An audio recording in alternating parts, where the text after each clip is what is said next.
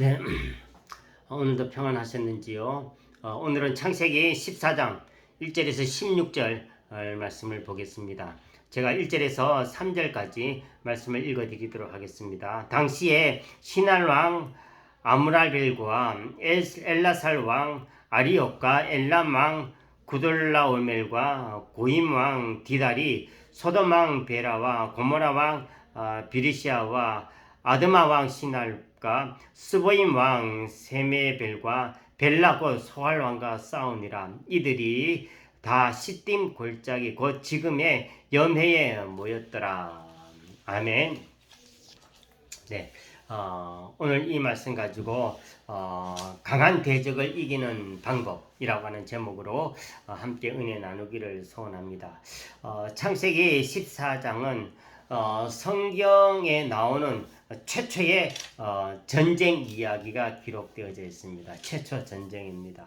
오늘 제가 금방 말씀 읽어드린 1절에는 당시 근동 지방에 있는 4대 강국의 왕들의 이름이 나오고 있습니다. 금방 제가 말씀 읽어드렸는데 그들이 누구냐면은 시날 왕의 아무라벨이라는 사람입니다. 두 번째는 엘라살 왕 아리옥, 세 번째 엘람 왕 그돌라오멜, 네 번째로는 고임 왕 디달이라는 사람입니다.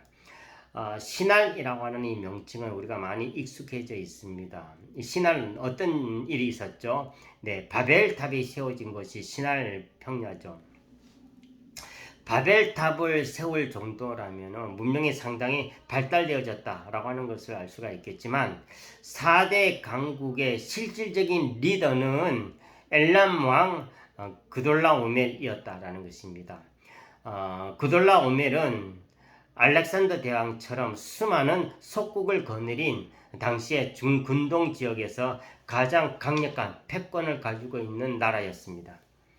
팔레스틴 지역의 닷선 나라는 매년 조공을 바치면서 12년 동안 그돌라오멜을 섬겨왔습니다. 그러다가 이 닷선 나라가 배반을 하게 되어지자 그돌라오멜을 비롯한 이 4대 강국이 연합군을 형성합니다.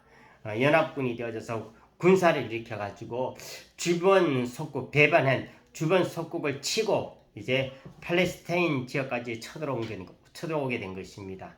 결국 중근동 지역의 4대 강국 연합군과 팔레스타인 5개국의 연합군이 사해 근처 시딤 골짜기에서 이제 전쟁을 벌이게 된 것입니다. 당대의 패권 국가에 대항해가지고 반란을 일으킬 정도다라고 하면은 나름대로 이 팔레스틴 지역의 연합군들도 많이 준비를 했던 것 같습니다. 또 자기 땅에서 벌어지는 전쟁이기 때문에 지형지물에도 익숙했지만 애초부터 군사력이 비교가 되지 아니했습니다. 게다가 그돌라오멜의 연합군들은 군사력이 굉장히 강한 군대였습니다. 또 이들은 무조건 정면 돌파를 하지 아니하고 먼저 남쪽에 있는 에돔 지역을 다 치고 남쪽과 북쪽의 공격 루트를 동시에 확보하면서 팔레스틴 지역을 공격해 왔던 것입니다. 결국 이 팔레스틴 연합군은 허무하게 무너지고 소돔과 고모라의 모든 재물이 다 약탈당하고 그 와중에 소돔에 거하는 아브라함의 조카 롯도 사로잡혀 끌려가게 되어집니다. 이 소식을 듣고 아브라함은 롯을 구출하려고 자기 집에서 가병을 이끌고 단까지 쫓아가가지고 그돌라오멜의 연합군들을 다 격파하고 빼앗겼던 모든 재물과 롯과 모든 사람들을 다 찾아왔다라는 것입니다. 자, 이렇게 광대한 중궁동 지역의 패권자인 이 그돌라오멜의 연합군을 아브라함이 318명의 가병으로 물리친 것처럼 작은 힘으로 큰 힘을 이기려면 우리가 도대체 어떻게 해야 하겠는가라는 것입니다. 작은 것으로 강한 대적을 물리치려면 어떻게 해야 되겠습니까? 첫 번째로 포용력을 보여주라 그런 것입니다. 아브라함과 룻의 목자 사이에 생긴 갈등으로 아브라함이 창조적인 이별을 제안했을 때에 롯은 복에서 멀어지지 아니하도록 아브라함을 끝까지 붙들어야만 했습니다. 룻기를 보면 시어머니 나오미가 모압 사람인 며느리 룻에게 이제 남편도 죽었으니까 내 편한 길로 가라 라고 했지만 룻은 끝까지 시어머니와 함께 가겠다라고 결단을 합니다. 결국 그녀는 이방인으로서 다윗의 증조 할머니가 되어지고 메시아의 조상이 되어졌습니다. 롯도 룻처럼 그렇게 했어야 마땅한 것입니다. 꼭 이렇게 헤어져야만 하겠습니까? 저는 끝까지 삼촌을 따라 나서겠습니다. 이번에 제가 제 목자들을 잘 교육시키겠습니다. 아니면은 최소한 이런 말을 했어야 됩니다. 꼭 우리가 이렇게 헤어져야만 한다면 삼촌이 먼저 좋은 땅을 선택하시기 바랍니다. 제가 나중에 선택하겠습니다. 그러나 룻은 얼굴색 하나 변하지 않냐고 의리 없이 먼저 비옥한 소돔 땅을 선택해서 그리로 떠나가 버렸습니다. 그런 태도에서 롯의 불행은 이미 예고되어져 있었다라는 것입니다. 살면서 선택의 순간에 롯의 길을 따르지 마시고 룻의 길을 따르시기 바랍니다. 하나님은 윗사람을 끝까지 섬겨주고 의리를 잘 지키고 예의를 지키려고 할 때에 복을 내려주시는 것입니다. 그때 잘못된 선택으로 결국 룻은 전쟁의 포로가 되어지고 모든 것을 다 빼앗긴 채 알거지가 되어지고 말았습니다. 이 소식을 듣고 아브라함 어떻게 반응하였습니까? 그것 봐라, 나를 떠나더니 정말 비참하게 되어졌구나. 이참에 쓴맛도 좀 보고 사람이 되거라. 그런 말 하지 아니했습니다. 아브라함은 룻을 이미 다 용서하고 그를 구하려고 자기 목숨을 걸었습니다. 아브라함이 복의 근원이 되었던 것은 그런 용서하는 마음과 포용력이 있었기 때문인 것입니다. 미움은 축복의 폭을 좁히는 것입니다. 좁히지만 용서는 축복의 폭을 넓혀주는 것입니다. 상처 준 사람이 못되기를 바라면 자기도 잘못되게 됩니다.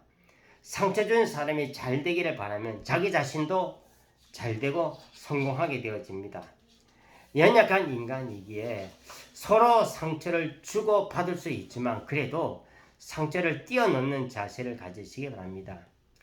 형제의 불행을 내 행복으로 여기거나 아니면은 형제의 행복을 내 불행으로 여기면 안 되는 것입니다.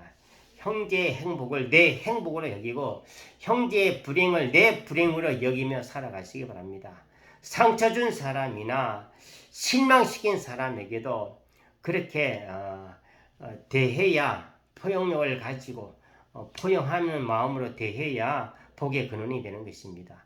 아브라함처럼 포용력을 가지고 어려울 때도 같이 십자가를 지시기 바랍니다. 십자가를 앞에 두고 도망가는 그런 의리 없는 사람을 하나님은 축복하지 아니하십니다. 한번 관계를 맺으면 힘써 돌보시고 벌살펴 주시고 기도하시고 참아주시기 바랍니다. 두 번째로는 협력 정신을 갖추라라는 것입니다. 아브라함은 아모리 족속인 마므레, 에스골, 아넬 형제들과 동맹을 맺었습니다. 당시에 중군동 패권자인 구들라오멜도 4개국과 동맹을 맺어서 그에 대항하였던 이 팔레스틴 5개국도 동맹을 맺었습니다. 아브라함도 주변 이방 족속과 동맹을 맺었습니다. 우리가 이 모습을 보면서 아니 믿음의 사람이 하나님만 바라봐야지 어떻게 세상 사람들과 동맹을 맺을 수가 있는가 하는 태도를 취할 수가 있는데 그렇게 생각하면 안 됩니다. 헛된 교만과 헛된 그런 생각에 사로잡혀 있으면 안 됩니다. 아브라함은 믿음도 좋았지만은 이웃과의 관계도 좋았기 때문에 나중에는 이방 왕인 아비멜렉이 창세기 21장 22절에 보니까 너가 무슨 일을 하든지 하나님이 너와 함께 계시는 것을 내가 본다. 그런 말을 하였습니다. 믿는 사람은 신앙도 있어야 하지만 신용도 있어야 한다라는 것입니다. 불신자들로부터 야, 저 사람 정말 믿음의 사람이구나. 예수 사람답다. 라고 하는 소리를 들을 수 있어야 되는 것입니다. 믿는 사람답다라는 소리를 듣게 하는 핵심적인 요소가 뭐냐 하면은 바로 사랑인 것입니다. 사랑과 믿음은 함께 굴러가는 것입니다. 사랑을 통해 온전한 협력 정신도 생기는 것입니다. 믿음은 사랑을 통해서 더욱더 뚜렷해지고 사랑은 믿음을 통해서 더욱더 풍성해지는 것입니다. 사랑이란 다른 사람을 위해서 나를 절제하는 능력을 가리키는 것입니다. 그때 성숙한 믿음을 얻게 되어지는 것입니다. 예수님은 생명을 살리고 풍성하게 하려고 이 땅 위에 오셨습니다.